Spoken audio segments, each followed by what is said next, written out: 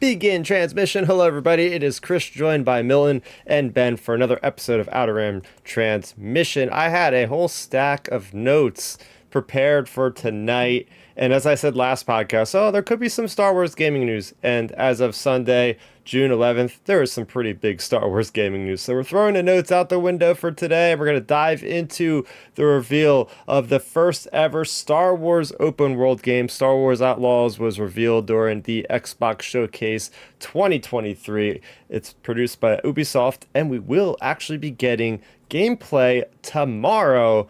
But we're going to break down the trailer this week. So for once, we're actually getting breaking news on a Sunday in Star Wars, which I don't think we're going to see that happen again for maybe a whole nother year if we have another showcase on a Sunday. But yeah, it was a little bit of a blitz, a little bit of a busy day for me, having to kind of pull things together in the last minute here. But I think we're good to go. But how's it going, Ben?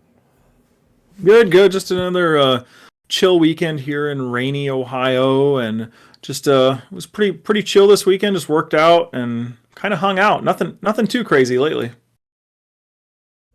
Yeah, same here for me. Not much to report. Although I kind of survived what we thought of here in the Northeast is almost, oh my gosh, is the world coming to an end because these forest fires from Canada? Oh yeah, and it looked like Yep. it was Blade Runner 2049 around here. It was insane. In New York City, the tri-state area just got blitzed with like these orange, hard to breathe air quality for like a whole day and a half or something. It was something that I never expected to see, and my parents are freaking in their 60s and they're like, why all of a sudden is the world going crazy? We get COVID happening, we get skies that are orange like the apocalypse. All of a sudden, the last couple years, we're seeing these phenomena happening all around us. Yeah, it's every week. Every week there's something going on. How's it going, Milton? I'm good, man. I mean, honestly, I wasn't really paying attention to the whole like Canadian forest fires thing. Like everyone kept talking about it. I mean, honestly, it just felt like a random week, just because I was like, I wasn't even thinking about the environment, which sounds horrible. Like that makes me probably a terrible person for not caring, but I do care.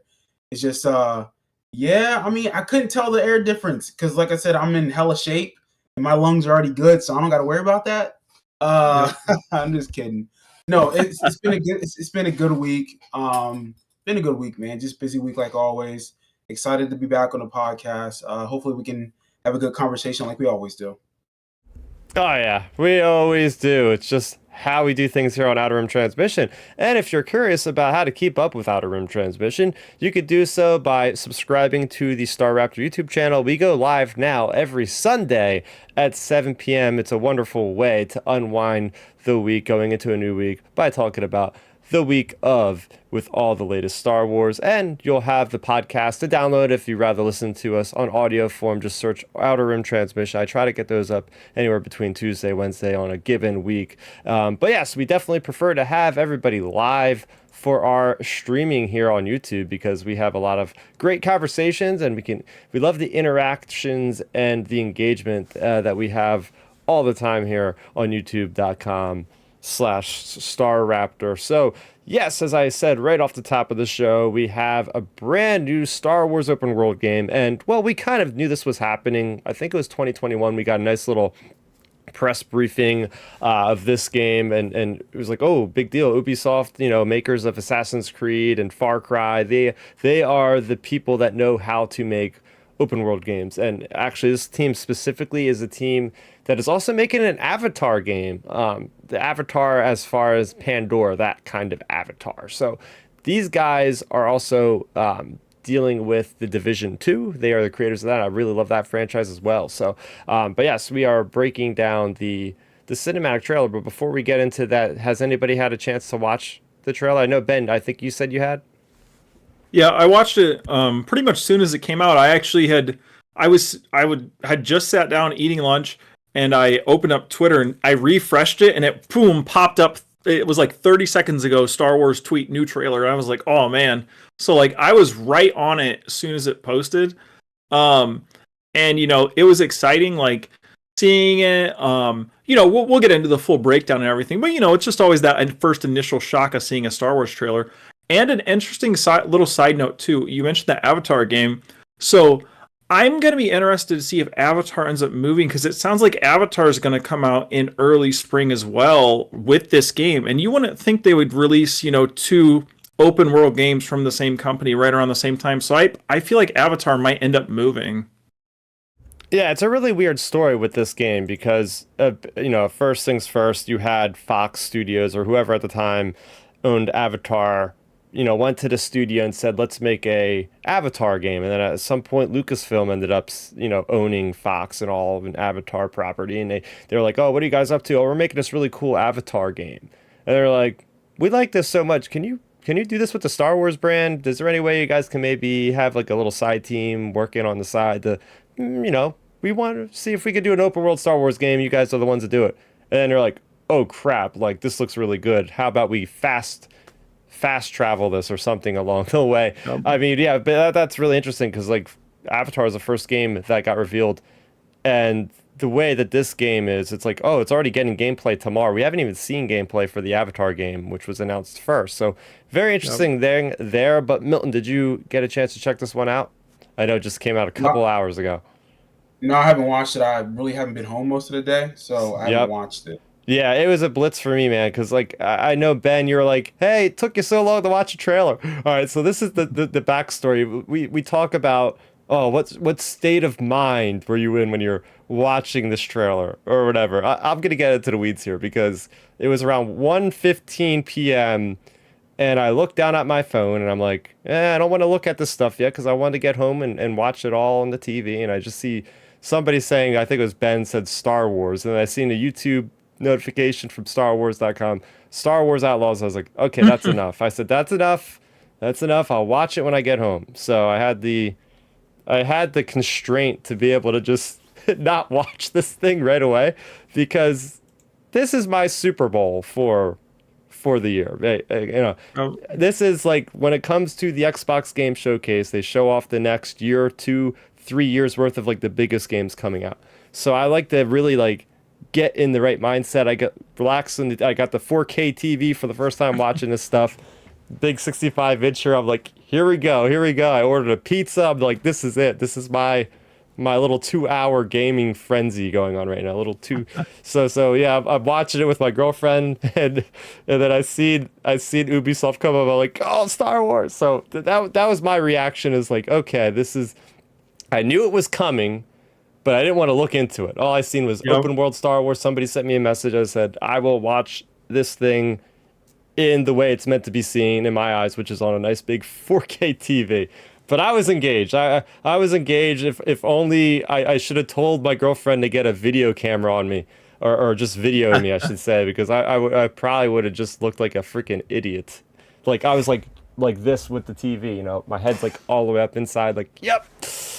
Well, it was a great day for like us gamers though. You got this game coming out, all the hype around this. The Starfield game looks beautiful. That's coming out later in the year. Like it's like there's so many cool games coming out. Yeah. And like you said, this is kind of like the Xbox's like Super Bowl day.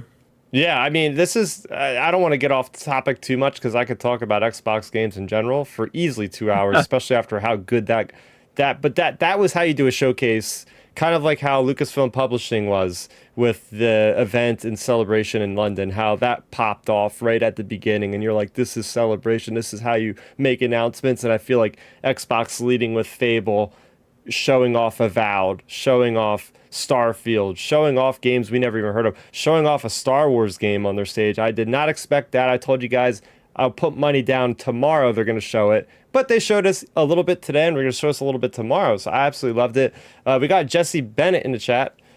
He's also a big gamer here, and I know he's anxious to talk about this game with us here. So great having you, Jesse.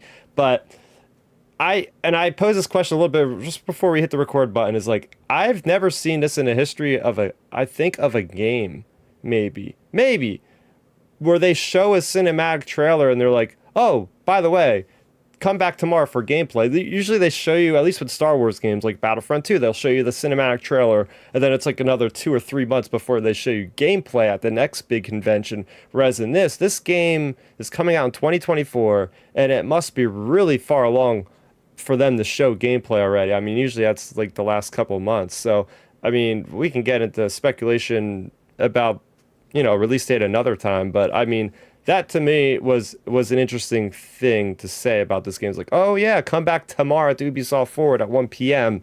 to show the gameplay. It's like, damn, all right, okay. Reading into it, it sounds like, I mean, their plans are it's going to be by the end of the first like fiscal quarter, which would be end of March at the latest, or so. Yeah, end of March, early April at the latest. So that was a report. Yeah. So that's kind of the time frame. Yeah.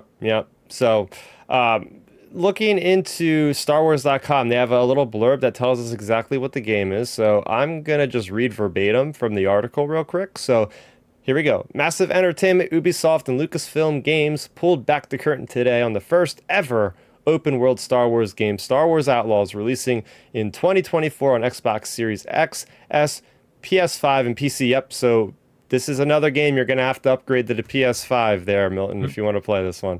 I think we're leaving Xbox One and PS4. We'll get into this because, I don't trust none of the games that come out anymore, so we'll start with this guy. Although Diablo 4 pulled it off. I have actual faith now that games can come out unbroken because Diablo 4 had a beautiful launch, but enough said with that. So continuing on here, set between the events of Star Wars The Empire Strikes Back and Star Wars Return of the Jedi, as the title suggests, yes, is this the next Shadows of the Empire? It very well could be in canon. We'll see.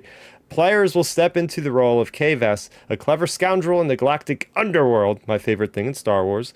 In Star Wars Outlaws, Kay is looking to attempt one of the biggest heists the Outer Rim has ever seen, all in an effort to start a new life. You can check out the official key art featuring Kay and her companion Nix perched atop her shoulder, along with a trench coat wearing BX Commando droid. The prequel list are screaming out, yes, more prequel content, and other mysterious details to the right and the announcement trailer below. Okay, cool. So that gives you a little brief rundown. So the fact that we're getting another game that's set in this era. So let me run down, if you guys aren't familiar with the single player story games we've gotten to Star Wars canon so far. We had 2017 Battlefront 2 that spanned like into the events of the whole thing with the Emperor and all that stuff with I don't know why I'm forgetting the name of what happened. Operation Cinder. With Cinder, Operation Cinder. Then we had Squadrons also dealing with the post Return of the Jedi Operation Cinder. Then we had Jedi Fallen Order and Jedi Survivor. They both take place between like 9 and 15 BBY or something like that. And now we have a game that's set directly in the original trilogy here, between Empire, between Return of the Jedi, which is a ground that's really fertile for what this game is going to explore. This is I'm not gonna say it now because we'll know exactly what it is, but I'm assuming this is a third-person shooter. I'm assuming that, and that makes sense because we already have a first-person shooter, we already have a dogfighting game, we already have a third-person melee lightsaber wielder action adventure, and now we have an open world, most likely third-person shooter, kind of like Red Dead Redemption, is what I would expect from this sort of thing. So that's interesting. Again, we're getting a nice kind of flavor for a Star Wars game where we're being able to explore this new kind of area that's kind of familiar but also different, because a lot of these, wherever she is, these planets all look different, and we're gonna dive in. If you guys are watching on video, we're gonna be diving into kind of a little bit of a deep dive here into the story trailer. So if you are listening, it's worth going and giving this video a view, because we're gonna be having some direction here as we talk. But yeah, what were your thoughts about the timeline where it's placed in that, Ben?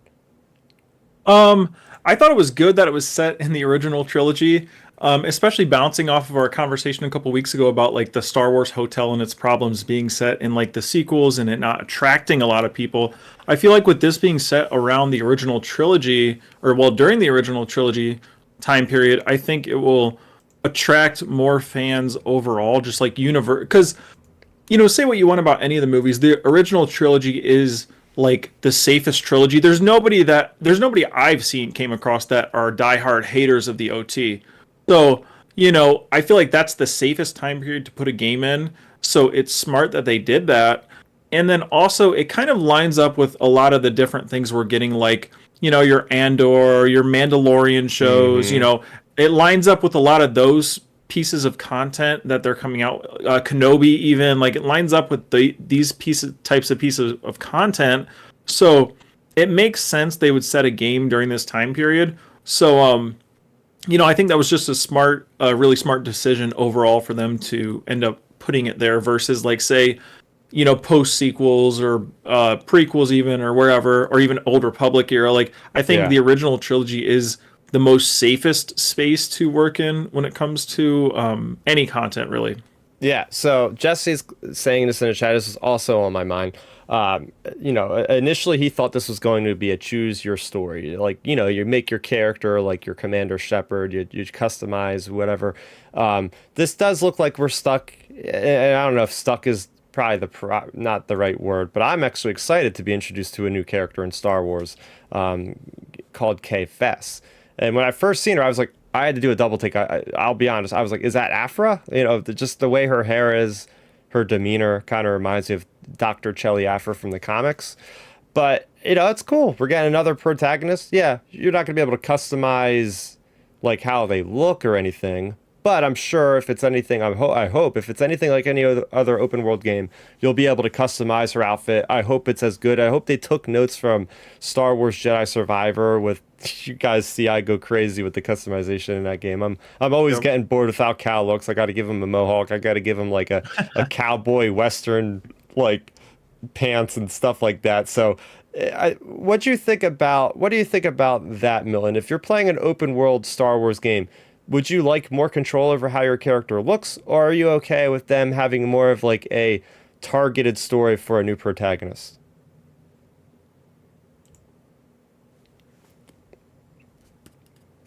I think you might be muted. You guys hear me now? There you go. Yep, we can hear you now. I was muted. For once, I'm not muted. I mean, it's story without question. Like I honestly, when it comes to gaming, for me, I don't care about the extra stuff. I don't care about like the microtransactions. I mean, I think it's trash, but like that stuff doesn't mean nothing to me. I want to get a good story. So any game that can tell a good story and keeps me involved and keeps me like, invested, and if it has a replayable factor to it, then I'm all about that life. So I mean, and look, y'all know my history with the games. I mean, that was actually going to be my my week in Star Wars was about the games. But like, I think with the past LucasArts brand, like they did a really good job at telling stories within their games. I know with Fallen Order and Survivor, they've done a really good job at telling a story. And that's why I want to give those games a chance. So it's like, hopefully the new game coming up will do the same. I know my faith has been shaken. I know with the second Battlefront game, and also with that Eclipse game that's supposed to come out, and the old remake of Knights of the Old Republic, and just stuff like that. It's just, it seems like they're getting themselves together with this. So I'm hoping this story is a well told story. And I do agree with Ben. I think the original trilogy is a good place to the game. I think also the prequels is also a good place too, depending on what type of story you're trying to tell. I think it's a good thing you brought up Eclipse, because we haven't heard about that game. I think at one point we were expecting news from that at Celebration, but they're obviously pushing Jedi Survivor, which is going to be out in the next couple weeks after that event. But I get more of the prequel vibes from Eclipse. I am happy that we have this kind of variety where that game is going to go back, and it's going to be set before Phantom Menace. So we're getting the Moidins, we're getting probably Trade Federation icon stuff in there. So I'm happy with that. But this kind of harkens back to Star Wars back in, what was it, Ben? 2012, something like that, when we got Star Wars 1313. And that was the feeling that we're going to get in this game. We got a lot of that feeling in Jedi Survivor with being on Coruscant, which was awesome. But being from the perspective of a scoundrel, smuggler type character, sifting through the underworld, but also trying to avoid the Empire at the same time. It's such a fertile territory for storytelling, because you got these criminal entities, and you get this, and I like what this trailer did, was it really gave us an idea of the story. What's this character's motivations? A lot of times we're so drawn up, and I fall into the trap of the plot. What is the plot? What is the point of this? What is, when I'm reading this story in a footnote of actual, timelines book or something. It'll say this character did this and they got the plans for the second Death Star or something like that. But her story itself, not the plot, is okay. I'm tired of being crushed by the boot of the Empire. I have a chance to make something for myself by going on this heist, to have the freedom to go and do what I want to do. It kind of gives me like that Han Solo vibe a little bit, with like that quest for fortune. So I like, just from the voiceover, just from the little bit that we heard of the actress, very curious who's playing this character. I'm sure we'll know them by heart by the end of the weekend is over, but with all this stuff coming out about the game. But yeah, that's what I like so far. Is just, okay, we're getting an idea of this character already, and we're her place in Star Wars. What's gonna gravitate, us toward this character and all that. Oh yeah, well, I think the thing is with this game, a lot of people, including myself, I think a lot of people, even harkening back to the character question you had asked Milton, I think a lot of people were thinking when they were talking up an open world Star Wars game. I think people were more like just scrolling through social media, YouTube, even, building up to this, even our casual conversations, I feel like, I think a lot of people were kind of in the mindset that an open world game would be something like how Star Wars Galaxies was, where, it's full customization of your character and you just go around and I go and run into you or Milton or, whatever community that's out there. So I think that's where, you see some people being like confused by this or like, oh, so, a lot of people are having to reframe their expectations for this game. And, it's a different type of game than just a straight online MMO with tons and tons of people. Yeah. It's a single player type open world game versus, like a full blown online, like open world experience. I think one of the good examples of like an online, like open type experience right now is like the Grand Theft Auto franchise. Oh, yeah. Because that game, is still ongoing. That came out like 9 years ago or whatever. And, you still have so many people playing those games because, it is, open world and I can go run into like you and Milton and my cousins and whoever. So I think that's where you see some people like discussing this game like, oh, so this is what, this is how we're doing the game, which I'm excited for still, but it's just like reframing like, oh, so this is the type of open world game we're getting, and not like an online MMO type open world game. And that's a great point you put it out there, because I think people in their minds might be mismanaging their expectations simply from the genre that they're pinning an open world Star Wars game. When you say open world, people think, I think when you say open world Star Wars, like to me, like before this game, if you would have asked me 24 hours ago what I expect from an open world Star Wars game, it would have been what I just described to you, like, me going online, I don't know, flying to Coruscant, and I can run into user 12345, user 2457, whatever, and like, running into people versus a single player open world experience. And I think that's what a lot of people that were anticipating this game were thinking. So it's just reframing your like expectations and viewpoints on the game, Yeah, I think when it comes down to those types of games, and maybe I'm wrong on this, but I feel like when the player is giving so much control to completely like give themselves to the character, make them how they want, the story sometimes falters a little bit, because then there's like so many branching pathways. There's no like really good story hook half the time because there's so many possibilities. Whereas Star Wars, ever since Lucasfilm took over, they're really trying to like make it story first. So in order to do that, they kind of pin it more on a specific character that could show up in other places and all that. I will note this, though. Like, I totally agree with you, and I that's where they're coming from. But I would, like, if I had control, I would do it like the online way, just because online is such like a huge, online's everything nowadays.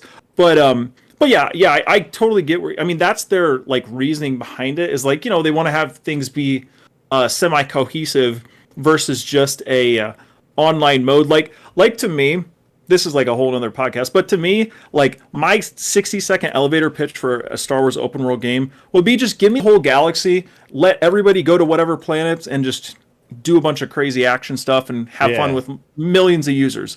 But it's just a lot of people have to reframe their expectations for this is a single player online or single player story game versus a big online multiplayer experience. Yeah. Yeah. Something else that oh, hold on, just had a pop up. Okay, You're good. I think we're back. And I lost my train of thought, which is a great thing to have on a podcast when you just have empty thoughts. But getting back into the overall feel of, and I know it'll come back to me. I think we're gonna just go into the trailer breakdown at this point. So we open up here, and like any good Star Wars story worth its salt. Oh, here's my point. I was gonna make. Okay, I understand like the whole concept of Star Wars Galaxies, and I think we might get that eventually. I think that's probably being worked on in the cards, maybe down the line. But when I think of my favorite open world experiences and my favorite games I've ever played in general, three of those games are open world games, and one of them being The Witcher, which is the protagonist of Geralt of Rivia. Another one is Grand Theft Auto 5, which actually has 3 protagonists that you'd switch between. And then the other one is Red Dead Redemption 2, which you're playing as Arthur Morgan. But the thing with all those games, or at least 2 of those games, I don't know if you can customize that much in Grand Theft Auto, is at least in Red Dead Redemption 2, like you make that character your own. You can grow your hair any way, which way you want. Shave your beard. You can keep it growing. You could take a shower if you want. People will react if you haven't taken a bath in a while.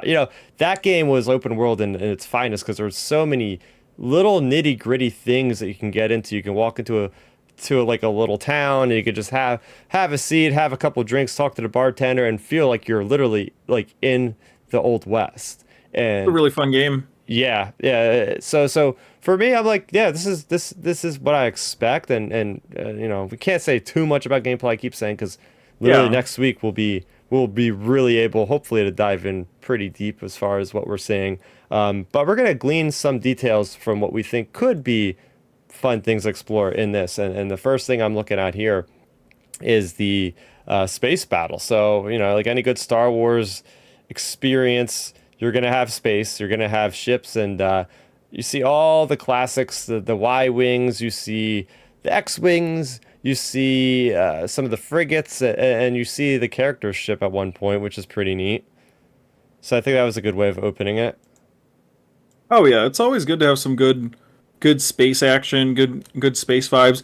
It makes you wonder if the way they do this story, if you're gonna like, you may not be directly involved with some of the space battles we know, but you might bump into them like the outer skirts of the Battle of Endor or something. You know what I mean? Like it makes you wonder if you're gonna get some of those like kind of certain point of view-esque moments. Yeah. Now, I don't know if you're looking at these images. Oh, I forgot to send them to you guys.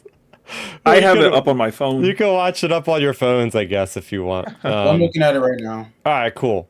This next one, I think Milton's going to like. So you got a blockade runner that is trying to escape as a Star Destroyer just zooms in from hyperspace, a la Rogue One, and just decimates it. No, that's fire. I mean, that looks good. Look, I know this like what? This wasn't the gameplay. I did see the tweet that the gameplay trailer is coming out tomorrow. Yeah. Yep. Okay, so like this is very much like the story trailer or like the video. I mean, it looks good. Like I vote all their trailers, whether it's Old Republic ones or whatever, they do a really good job with those cinematic trailers. I can never knock them. Like the Eclipse trailer was awesome, but like hopefully this game lives up to what they're trying to sell to us. And this Stormtrooper shot looks pretty dope. Yeah. We got stormtroopers in ranks. Oh man. Another thing too, guys, it makes me wonder. I mean, I'm not sure. It'll all come down to what their definition of open world is. But like, just imagine if you're in one of these space missions, Milton, and like you could go board that Star Destroyer or something. Oh, Like, Yeah, that'd be hot. like something like that, and then you could leave it if you want to. Like maybe they give us that type of open world element where you can go and board those ships or something. Yeah. So I mean, like you were saying, Ben, I think you're gonna automatically get more sales when you see that there's stormtroopers, X-wings, and Star Destroyers all over your cover art. So we have some familiar characters from Solo Star Wars Story, from Book of Boba Fett. The Pike Syndicate is back. As this narration goes along, the Empire is in its full power at this point, and you have the syndicates of the criminal syndicates that are able to maneuver, making deals with the Empire, and just causing havoc for the civilians. You hear about it in all the stories, especially in the comic books, and I gotta know if Charles Soule, the writer of the comics, was maybe brought in as a advisor to this storyline, because what he did in War of the Bounty Hunters seems like it's a very easily referenced thing that could happen in this game, because he was able to concoct the story of the Crimson Dawn and Kira, who was able to pit all of these warring factions of the criminal syndicates, like the Pikes, like the Black Sun, like the Droid Gatra, like all these different factions are fighting for power of the Empire when there's like a vacuum with the Hutts being like supposedly killed off.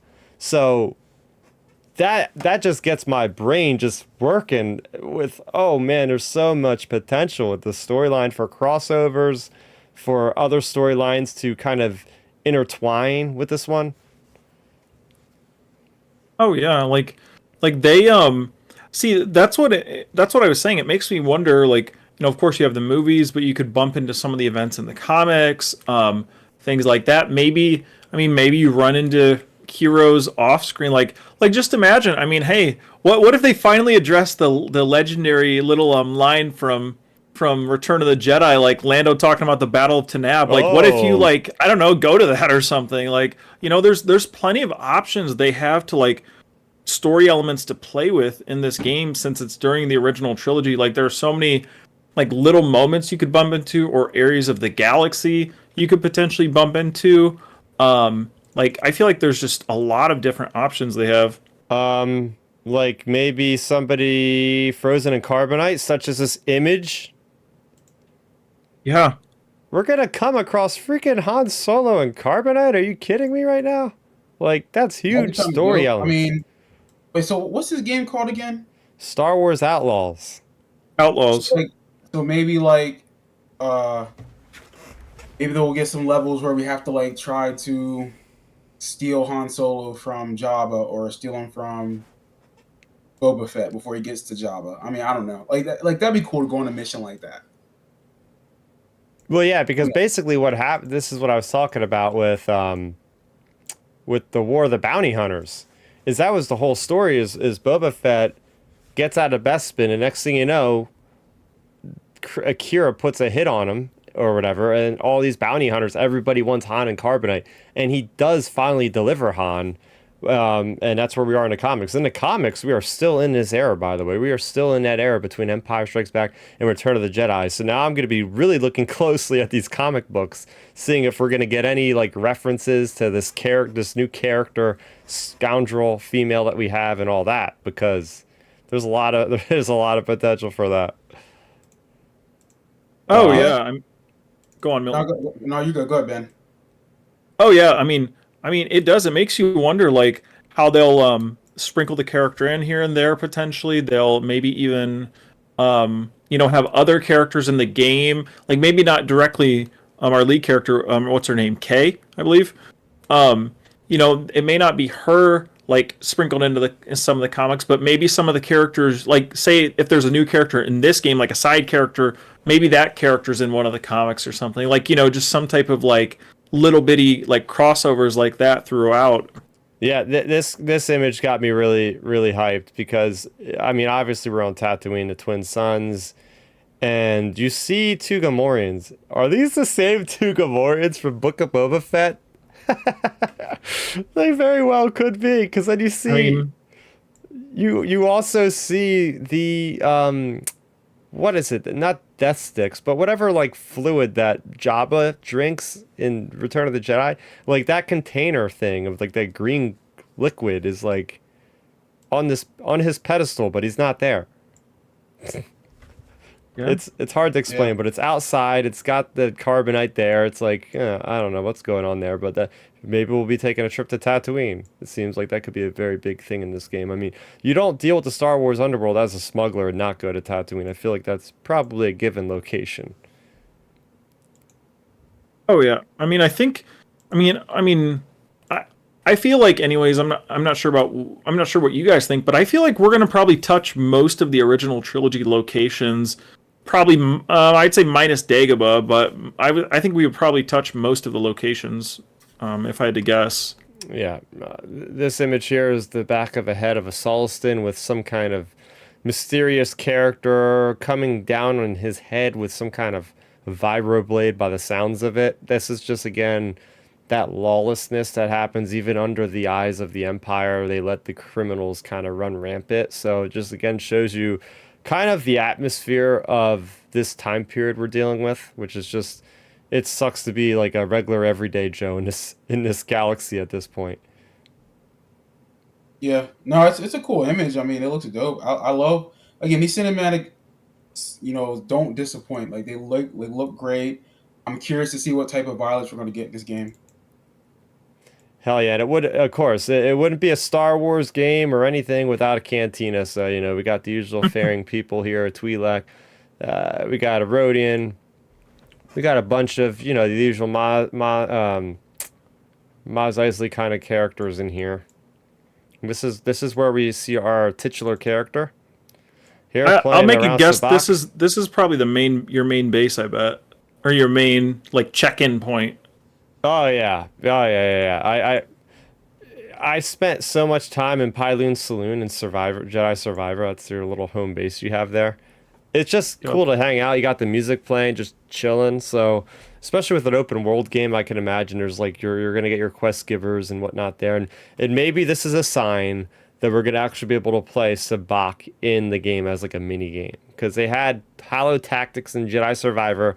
Let's finally get an updated version of Sabacc, because we had Pizak in Knights of the Old Republic. So I want to have like a game that we got in The Witcher 3 Wild Hunt called Gwent, and I spent the first like 20 hours of that game just playing Gwent. I didn't really even care. I was so engaged by how fun the mini game was that I didn't care about the main story. That I love the main story, but that's the kind of immersion and the kind of mini game quality I really hope from an open world Star Wars game, because every open world game has to have some kind of really fun type of mini games that you can relax when you're not, going on speeder bike chases and tracking bounties or whatever she's going to be up to. It'll be cool to kind of kick your feet up and just go against like random opponents in a cantina on this game.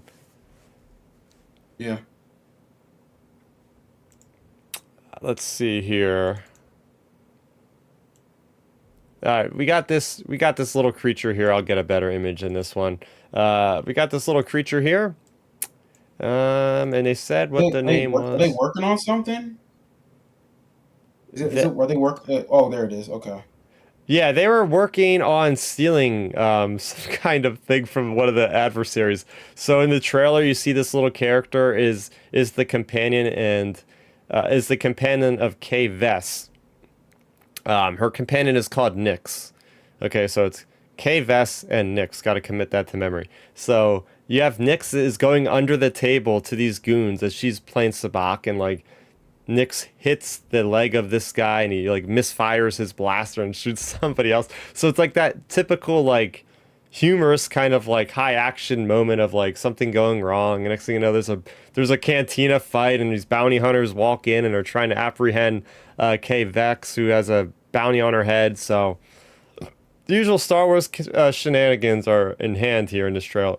But yeah, really cute creature. We'll see if she or it becomes as popular as Grogu. It certainly has the cuteness about it, and I'm looking forward to seeing more about it. What do you think about this creature, Ben?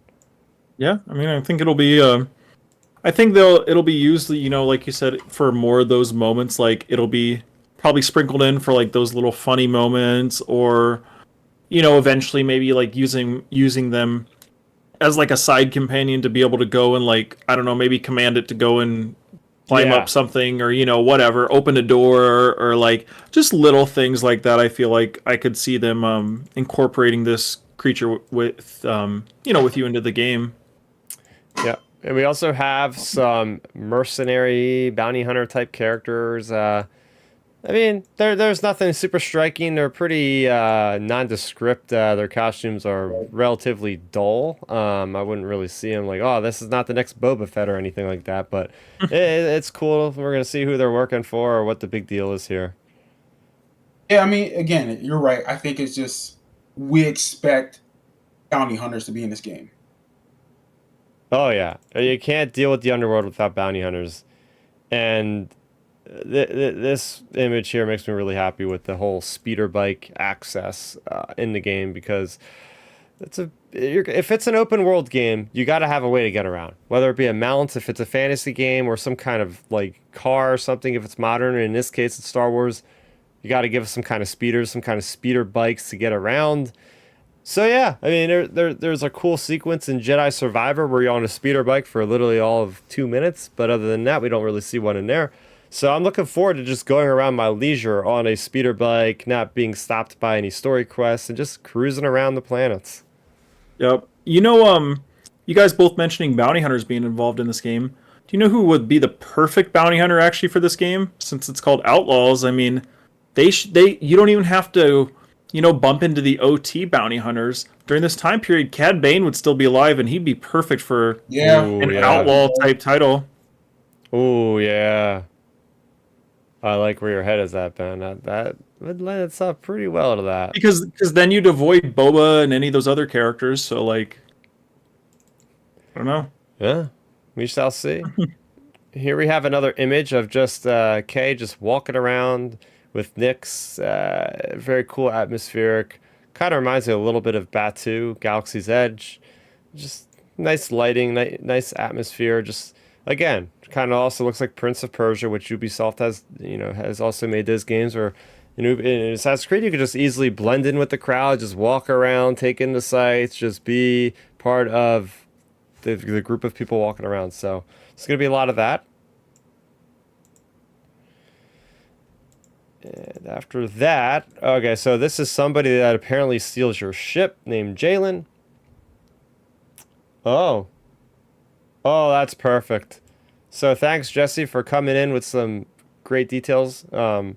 He's saying that D. Bradley Baker is the voice of Nyx, Kay's pet companion. Oh, okay. So I was gonna say, I saw a tweet D. Bradley Baker was involved in this game. I just didn't know what character he played. Dude, that is amazing because I've watched the Young Jedi Adventures on Disney Plus, that High Republic preschooler show. And they have that little blue alien called Nubs. And the way that those sounds come out of that man's mouth just shocks me. And they are so entertaining. That character is so funny. So it just, that's perfect, man, that he's actually in this game. Oh, man. But anyway, yeah, so we have this guy. When I first looked at this guy, Milton, I was like, wait, is that Kyle Katarn? Because it kind of looks like an old version of Kyle Katarn a little bit, Right, but I mean, if it's during the original trilogy, he wouldn't be around, right? Wait, no, he would, right? Right, No, Ben? I mean, he was in the New Republic era, I guess. Well, I guess so, because I guess he would have been around. I have to go back and look at where he's at in the timeline. I thought he wouldn't be. Because he's not. Is he with the Ebon Hawk? Is that his ship? No, he's got that other one. He's got the other one. I can't think of the name. It looks like a jet, I think, or something like that. No, Kyle Katarn is not canon yet, but this is one of the games that he could be in. If it was, I would put him in this. Along with Bash Rendar. If that's the case, if they decide to cherry pick from legends or characters that are popular that just are out there, then sure. Like, I mean, it'd be cool to see. I mean, it'd be like using Mara Jade during this time period, because she's like the Emperor's hand, and she's a hired gun too. So I could easily see them using her. Yep. So I was thinking, I was like, okay, we have a cool creature. Where's the droid? Well, here's our droid. And one of the funniest designs I've seen in Star Wars yet is a BX Commando droid wearing a trench coat.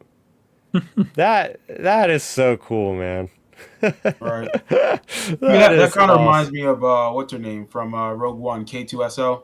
Yep. Yeah. At first, I thought it was kind of the same droid, and then I realized, oh, not really. But yeah, more commando droid love. I've been slaughtering a ton of them in Jedi Survivor, so it'll be cool to have one on my side because they are pretty agile, and I'm looking forward to seeing what the personality of this droid is going to be like. Right. Oh man.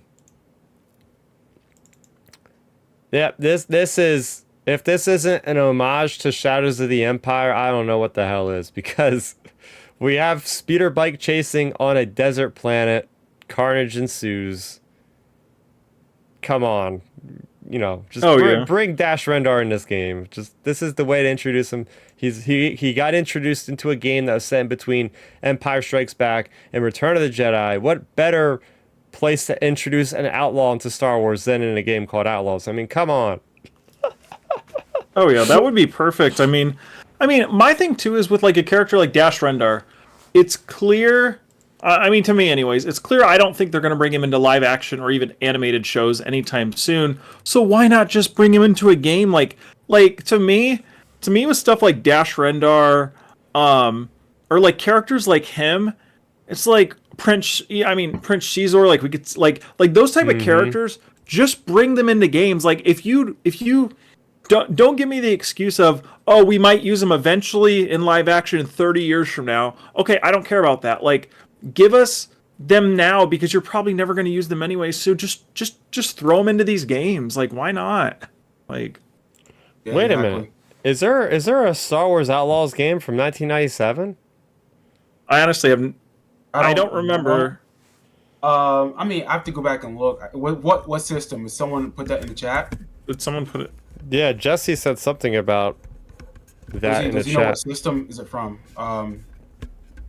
No, I honestly have no. unless he confused what I said with Shadows of the Empire. But anyway, I'll continue. We'll see. Continue. Yeah. Oh, it's not Star Wars, but it's made by LucasArts. Oh, Okay, really? interesting. I I don't think. remember about Hmm. Outlaws game. I don't even. I have to go back and look. I mean, I'm assuming if it's like LucasArts, maybe it's for like the original PlayStation or PlayStation 2 or something. I couldn't tell you. All right. Well, we're gonna move on to a Rancor. So yeah, Star Wars Return of the Jedi era Rancors, awesome. Oh, I know the game he's talking about. Yeah, it's an FPS set in Wild West. So, and if it Hmm. was made by LucasArts, we're probably going to see some funny references to that. But yeah, a Rancor died many, many, many times to one in Jedi Survivor. So I can't say I'm very excited to see one of these things again, especially if I'm not a Jedi fighting against this thing. It's going to be 10 times more difficult, I'm sure. But yeah, I would like to see somebody getting fed to a Rancor by somebody that didn't really please an underworld boss to the liking or something like that. I want to see.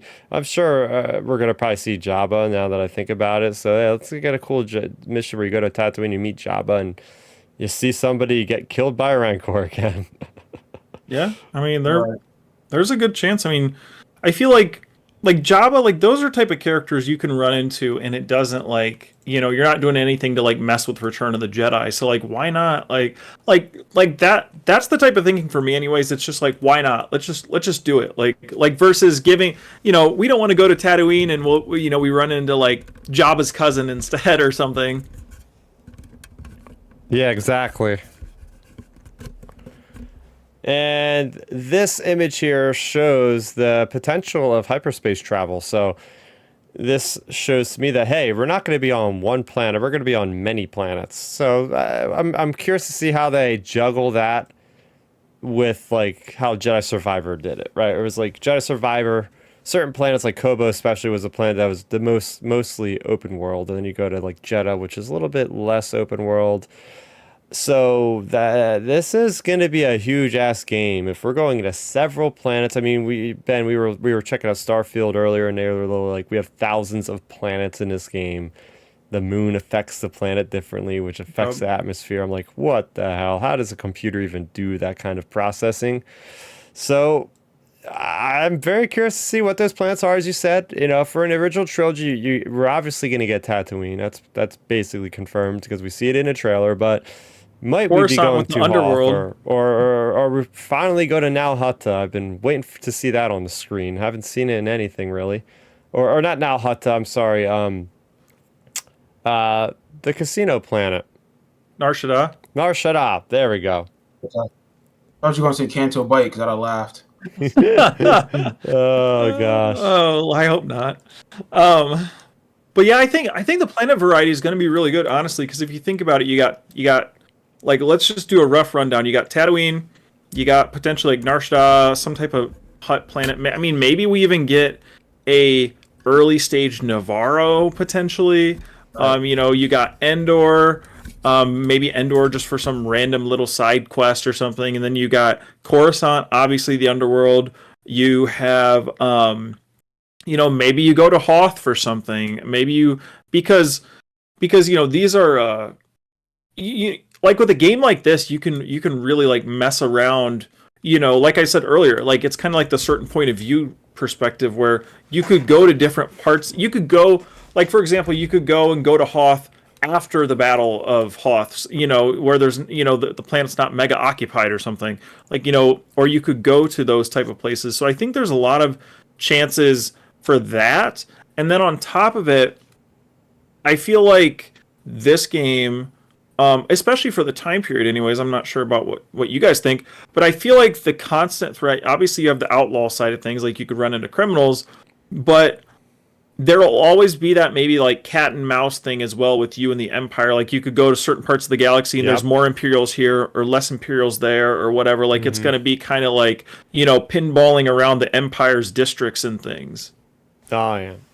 Next image here, we show just the vastness of the environments and exploration of the world itself and just the grandness of the atmosphere at night. So this confirms that you're going to go to planets, you have the cover of darkness or the bright sunlight, So it's, for an open world game, you have to have that. It just adds to the ambiance, adds to the feeling of a lived world where you might see like more people walking outside during the day and a little bit less people at night, more crime happening at night perhaps. So that leads to a lot more detail. Next shot here. This is seeming to be at least one of the major villains just from the narration of this guy. It looks, pretty evil to me. A lot of power. So don't know his name, don't know much else, but that I would say that could be one of the main villains, unless it was Jedi Survivor that we thought that was the main villain, the Utapauan who dies in the first hour of the game. So you can never go by the trailer feels for it. Oh, is this the Darth Vader of the entire game? We'll see. Another cool image. Now I like how this one here shows that we have a Book of Boba Fett-esque used face of the not the Quarrens. I'm blanking on the alien species again. I thought this the looked Pike like guy. what's the one from the prequels? The Nymordians? Is that what they're called? Oh yeah. This is an unmasked Pike who's holding something. And that's a Pike. Because I was like, oh wait, their face is a little bit different. Yeah, they look a lot different in live action than they do in animation. Yeah. And this is a beautiful shot here. This could be like the key art of the game of just Kay staring across. It does look a lot like Kobo. If I'm not gonna be, it's just I've played a lot of hours on a relatively arid type planet, so hopefully there's a lot more tropical type stuff or snowy stuff in this game. I'm sure there will if it's open world and you got your own ship to fly places. But yeah, nonetheless, looks good to me. No, I mean the game it looks gorgeous with these cinematics. I'm curious to see what it looks like tomorrow when they release the game trailer or the footage trailer. But again, you can never. Star Wars is never disappointed with how gorgeous games, TV shows, and movies look. Oh yeah, and here's our key art. Here's our key art of the little commando droid, the BX droid there with Kay, with Nix. It looks good. It looks good. I don't even know if that's Yavin behind them in the distance. You got a red planetary body there behind them in the background there. That looks pretty cool. Pretty cool. I do want to talk about a cool theory that Jesse Bennett brought up, and you might have also alluded to this, Ben, a little bit earlier in our program tonight. But he's saying he sent me a private message, and he was saying, "Hey, I think maybe what are the chances of this being a story that really gets us to get the Death Star plans to the Bothans and the Bothans die? Could this be?" We talk about the story of what this story means to the character of Kay and how she's trying to make a name for herself, get out on her own feet, and carve something for her. But what if the actual plot, the whole thing we see in a Star Wars timeline book, is this is the character that was responsible for getting the information to the rebels, the Death Star 2. I mean, they say it's the biggest heist ever. I mean, that seems to me like it's running up against Rogue One as one of the biggest heists ever. What if it's another Rogue One story about the Death Star 2 plans? Second Death Star, yeah. I was gonna say this is Rogue One sequel, Rogue 2. Which, I mean, that wouldn't be a bad story to tell. I mean, you give it to me in a good 2 hours and 20-minute movie, I'm all about it. But the game, though, I'll take it too. Again, if this game delivers on the story, then just like with the Survivor and Fallen Order games, they will sell out. That's the key thing here. If they tell a compelling story, if it's something like that, people will come out for it. Oh yeah. I mean that gives you plenty of options too with like a story like that. Like stealing the Death Star plans, you have the potential of the fear of, like, I don't know, seeing a hologram of Vader somewhere, or seeing, I don't know, bounties called on you, and you have the potential run-ins with Dengar or Boba Fett or whoever, like, or any other random bounty hunter during this time period, because it leaves a lot of options on the table. And the good thing is, like, a lot of things like that, like, I feel like, I mean, I guess we never would have thought Rogue One would have happened, but I feel like they're not going to do, like, basically a Rogue 2 movie, on that story. So, like, why, don't get me wrong, I love the books, comics, whatever, but instead of just throwing, like, the Bothan story into a book somewhere, why not put it into a game, like, especially your first big open world game? Like, why not give us that as a story? Like, there's definitely a potential for that here, because, like you said, it's the biggest heist. Like, what's bigger than the Death Star 2 plans? And it's this time period. Yeah, we already have really cool stories involving the Death Star 2 plans at this time in the comics. The one character is a cyborg named Byron Valance. This is spoilers for bounty hunters. If you don't want to know, skip ahead. But basically, he is working for Vader at some point in between Empire and Return of the Jedi. And he sees the Death Star plans, and now they are recorded in his cyborg memory banks. Since he's a cyborg, he has those. And then Inferno Squad is sent after him to make sure he gets those files deleted. And they succeed. They put this contraption on his head, and it wipes the memories that he had, including the memory of his own mother. Like, it's really dark. It's a really dark story. But they deprogrammed his brain.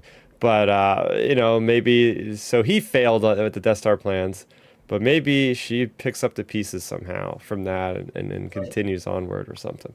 Yeah, a possibility. Yeah, so there you have it.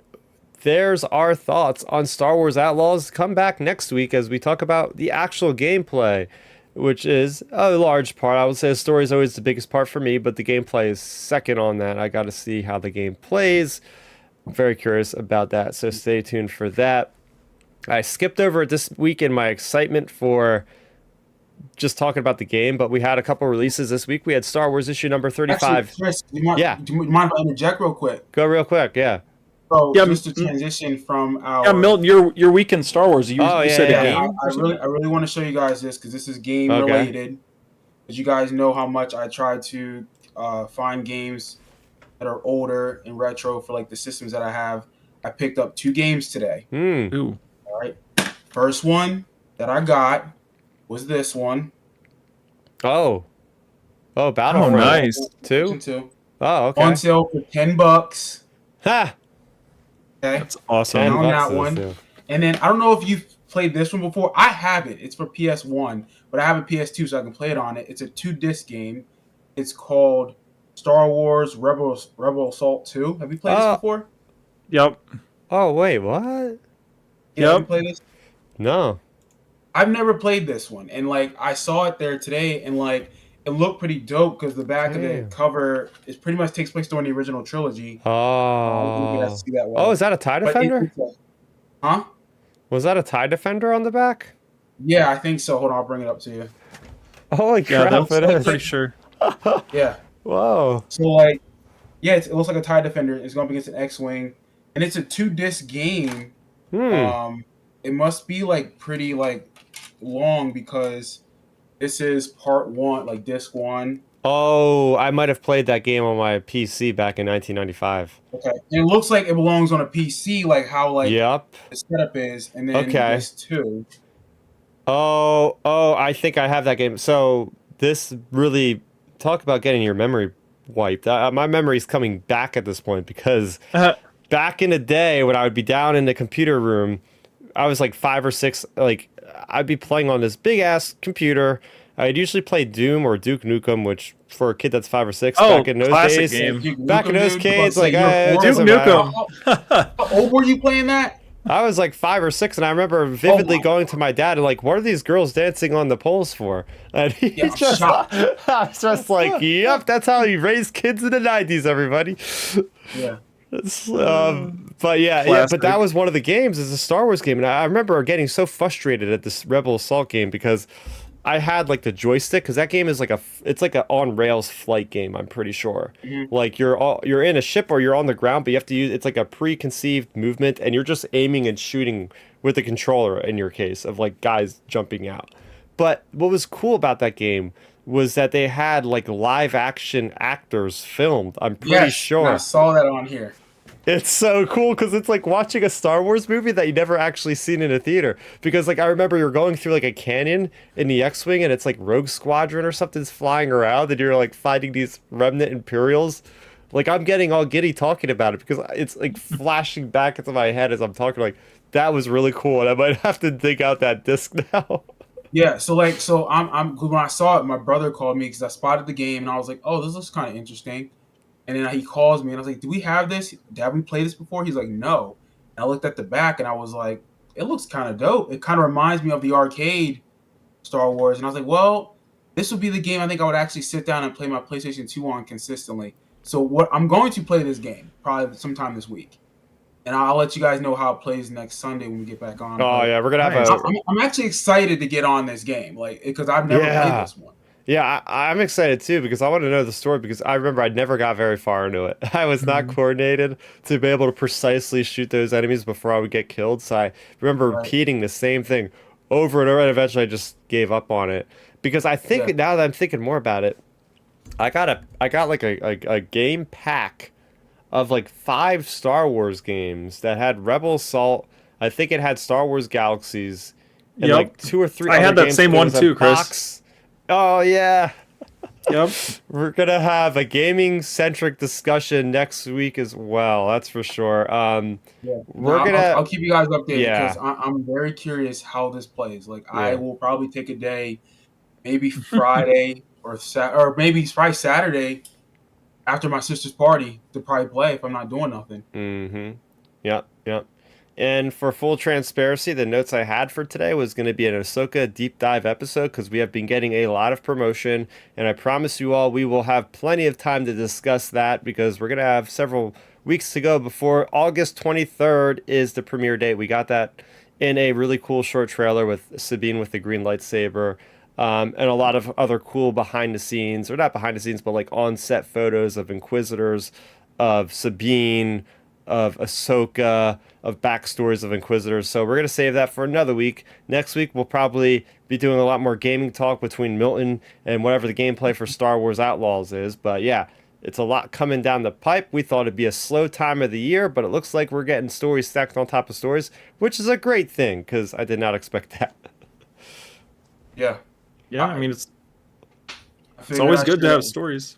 I figured I'd share that with you guys because I picked that up today. Oh yeah. Yeah. My my week in Star Wars is just painting more Star Wars Shatterpoint miniatures. I got 2 Ahsokas done, And I was talking to my girlfriend. I said, I never want to paint another face of Ahsoka again because it is so tiny to paint that white, and painting orange on miniatures sucks. So I'm happy I've gotten past the harder part of the process. Now I just have to deal with the facial tattoos of Maul on a tiny 40 millimeter miniature, which is also going to be annoying because I've already had to do it like 3 times on the other miniatures I have. Right. Hey, there you go. Sounds Yeah, like go on, Milton. I want to say my original week in Star Wars was going to be about Kylo Ren Oh, and how he only has like 7 minutes and like a film time of this entire sequel trilogy of action. But thank God I found these games because I don't want to be negative today. That's crazy. Yeah, for my week in Star Wars, it wasn't as exciting as either of yours, but I was just doing window shopping online, I guess if you call it that. But I've been looking because admittedly, like being on here with Milton every week, hearing you talk about all these old games and stuff you're collecting, I'm like, man, I might like start buying old Star Wars games and like grab like an old 64 or an old PlayStation 2 or something, or like, something like that, because so many of those games are so dang good back then. Like all the 64 games were so much fun. I saw a great tweet too earlier in the week. So think about this, guys. It said, imagine how great of a year Star Wars had in 2005, because you had Revenge of the Sith the movie, the game, you had one of the Knights of the Old Republic games released in '05, then you had Battlefront 2 come out, and then you had Star Wars Lego come out, and then you also had the novel that takes place directly after and before Revenge of the Sith, Labyrinth of Evil, and the other one. yeah. Like Dark like Lord. Yep, the Dark Lord one. You had all these pieces of content in one calendar year for Star Wars that were like incredible. Oh yeah, and Republic Commando came out that year as well. So it was like holy smokes, what a year for Star Wars gaming. They had like four or five really good games that we all like still talk about. It's like, man, what a year back then. Hell yeah. Hell yeah. And I think 2023 and 2024 are going to be Yep. big years for video games, between Jedi Survivor, between Outlaw. Whatever happened to Star Wars Hunters? Maybe Star Wars Hunters will come out of nowhere and just Yeah, we're dazzle still us. waiting for Eclipse. Yeah. Yeah. Well, And the hell, we're still problem. waiting for 1313. Yeah. Oh, man. Battlefront 3. We're still waiting Facts. No, I'm about to for. say Battlefront 3 and The Force Unleashed 3. We're still waiting for some games. Yeah. Start the crowdfunding. There you go. You can start the all whatever page I you gotta want do. all I want, guys, is for all my old school Battlefront fans, all I want is the actual Battlefront 3 from like 2010 that was leaked, like, because there was about Oh, yeah.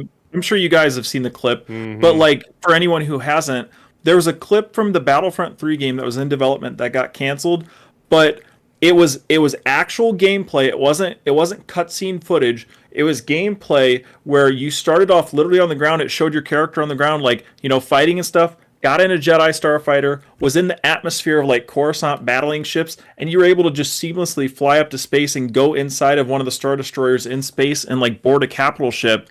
And it was all seamless, and it's like, that's the game I want. Like, that would be so cool. But it got canceled. It got canceled. I feel Yeah, like I it don't might have know got why. canceled too, because that was right around the time of the Disney sale.